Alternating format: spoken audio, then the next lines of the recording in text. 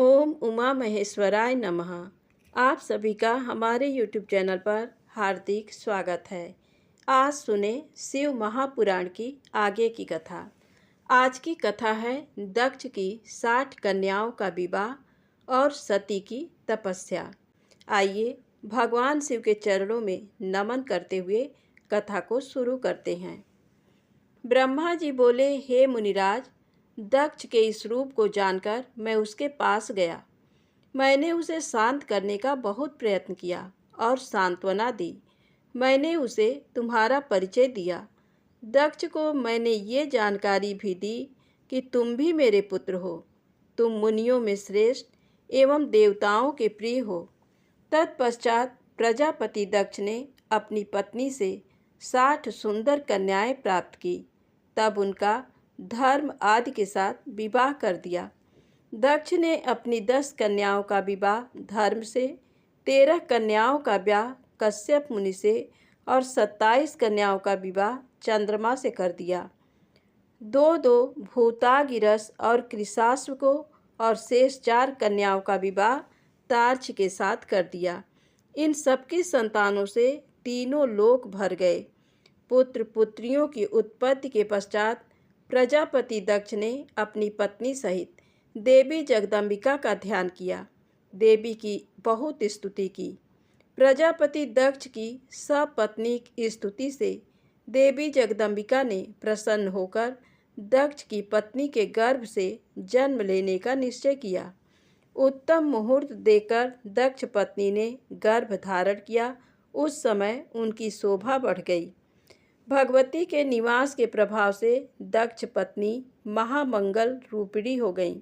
देवी को गर्भ में जानकर सभी देवी देवताओं ने जगदम्बा की स्तुति की।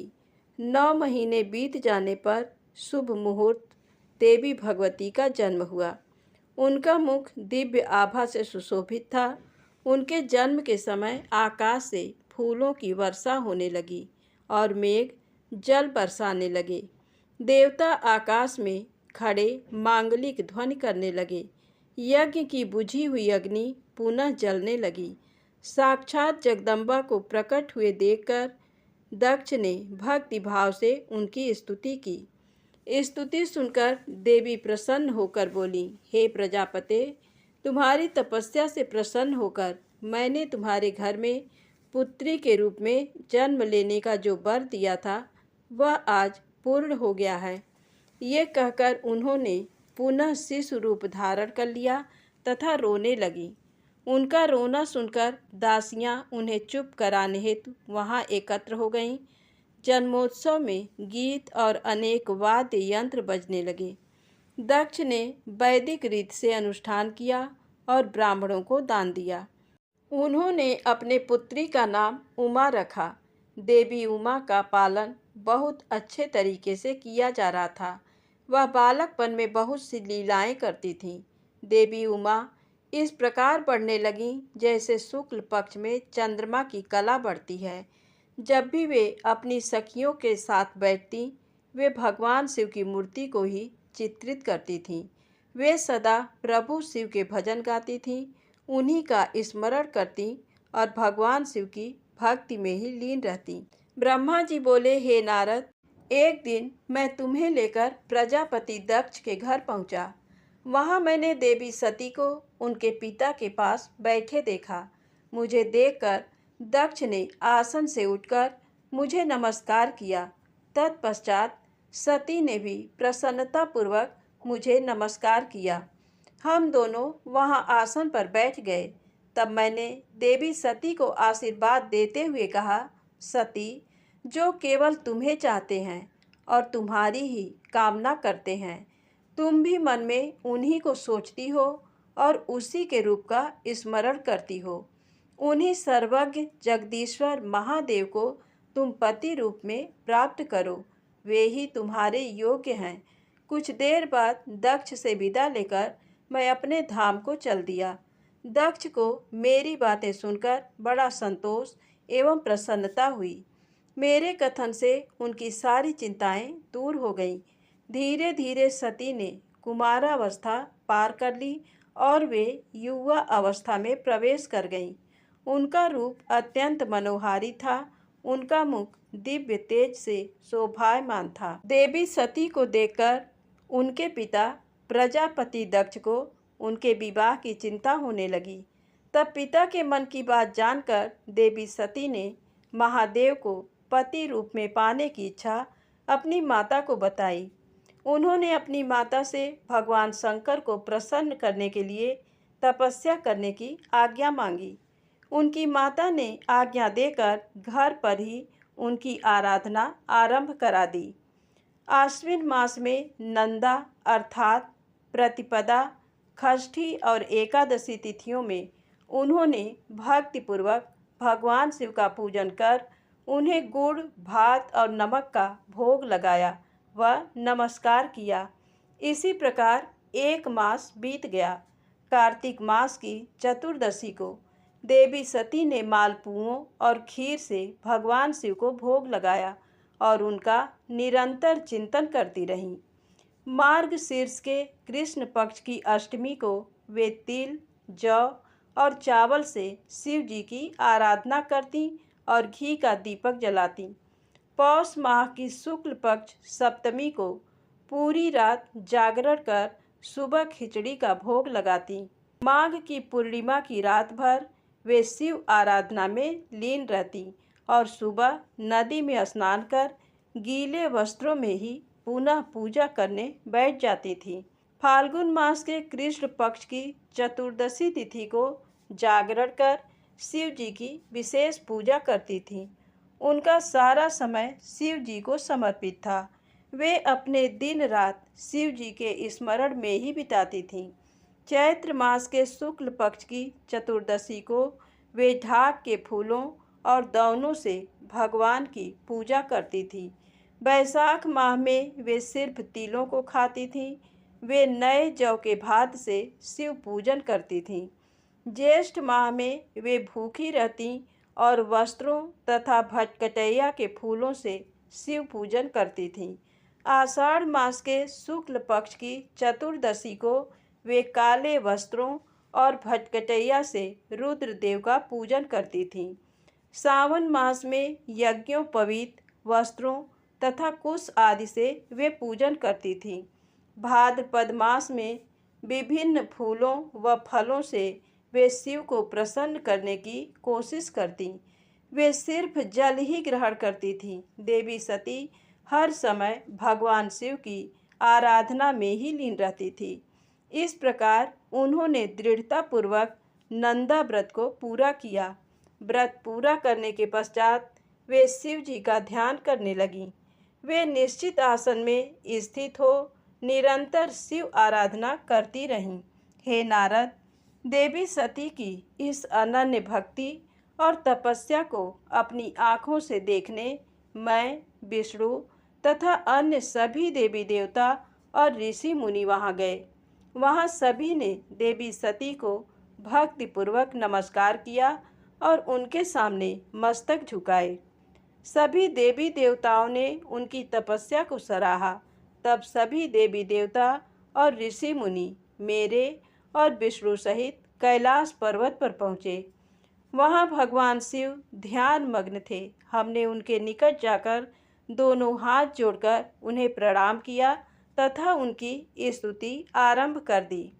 हमने कहा, प्रभो, आप परम शक्तिशाली हैं। आप ही सत्व, रज और तप आदि शक्तियों के स्वामी हैं। वेद त्रयी, लोक त्रयी आपका स्वरूप है। आप अपनी शरण में आए भक्तों की सदैव रक्षा करते हैं। आप सदैव भक्तों का उद्धार करते हैं।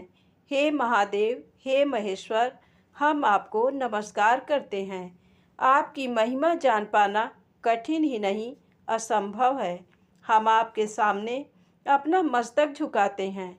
ब्रह्मा जी बोले, नारद, इस प्रकार भगवान शिव शंकर की स्तुति करके सभी देवता मस्तक झुकाकर शिव जी के सामने चुपचाप खड़े हो गए। ब्रह्मा जी बोले, श्री विष्णु जी सहित सभी देवी देवताओं और ऋषि मुनियों द्वारा की गई स्तुति सुनकर सृष्टिकर्ता शिव जी ने प्रसन्नतापूर्वक हम सबके आगमन का कारण पूछा। रुद्रदेव बोले, हे हरे, हे देवताओं और महर्षियों, मुझे अपने कैलाश पर आगमन के विषय में बताइए। आप लोग यहाँ किस लिए आए हैं और आपको कौन सा कार्य है, कृपया मुझे बताइए। मुने महादेव जी के इस प्रकार पूछने पर भगवान विष्णु की आज्ञा से मैंने इस प्रकार निवेदन किया। मैं बोला, हे देवाधिदेव महादेव करुणा सागर, हम सब यहाँ आपकी सहायता मांगने के लिए आए हैं। भगवान, हम तीन होते हुए भी एक हैं।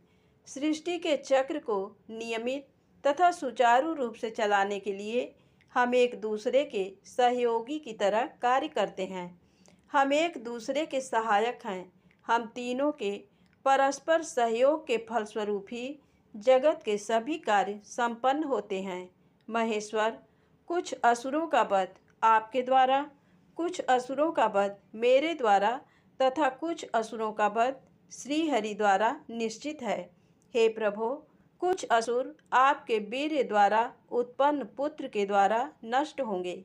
हे भगवान, आप घोर असुरों का विनाश कर जगत को स्वास्थ्य व अभय प्रदान करते हैं।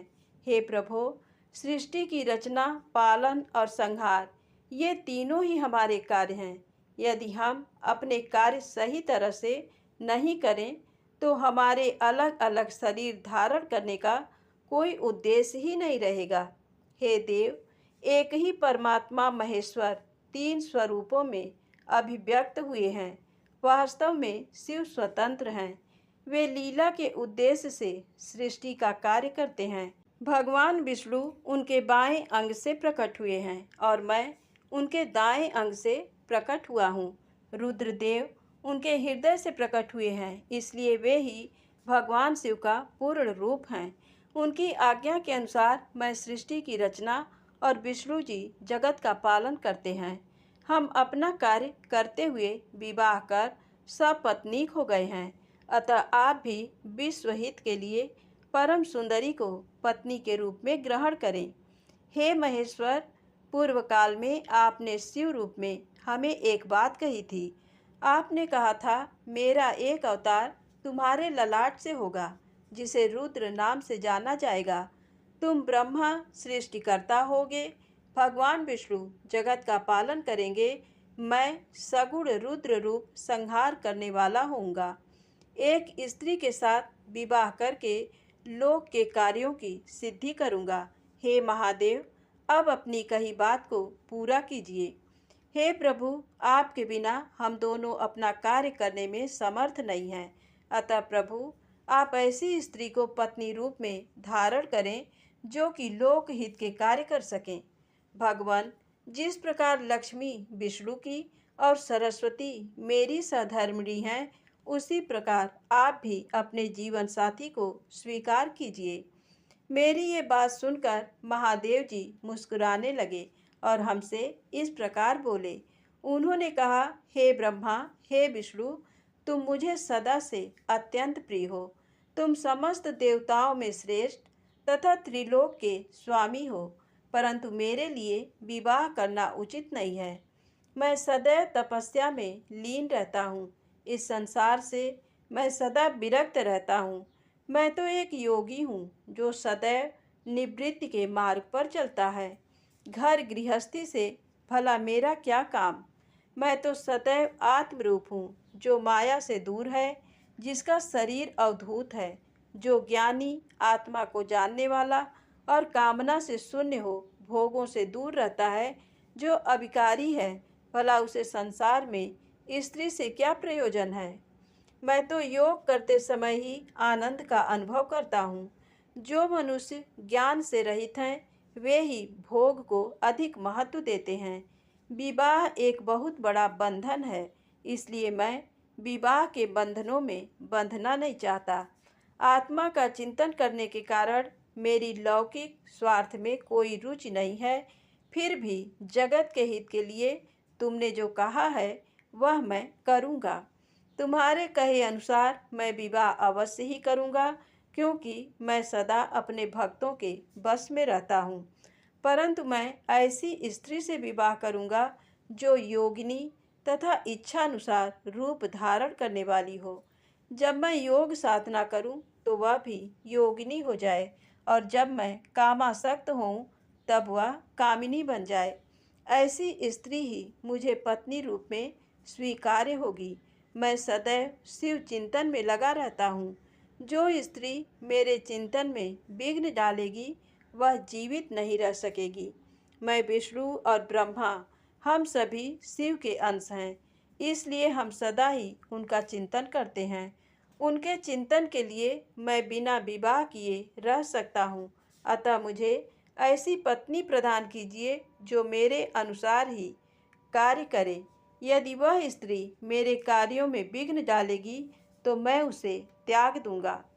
विवाह हेतु शिव की स्वीकृति पाकर मैं और विष्णु जी प्रसन्न हो गए। फिर मैं विनम्रता पूर्वक भगवान शिव से बोला, हे नाथ महेश्वर प्रभो, आपको जिस प्रकार की स्त्री की आवश्यकता है ऐसी ही स्त्री के विषय में सुनो। हे प्रभु, भगवान शिव की पत्नी उमा ही विभिन्न अवतार धारण करके पृथ्वी पर प्रकट होती हैं और सृष्टि के विभिन्न कार्यों को पूरा करने में अपना सहयोग प्रदान करती हैं। उन्हीं देवी उमा ने लक्ष्मी रूप धारण कर श्री हरि को बरा।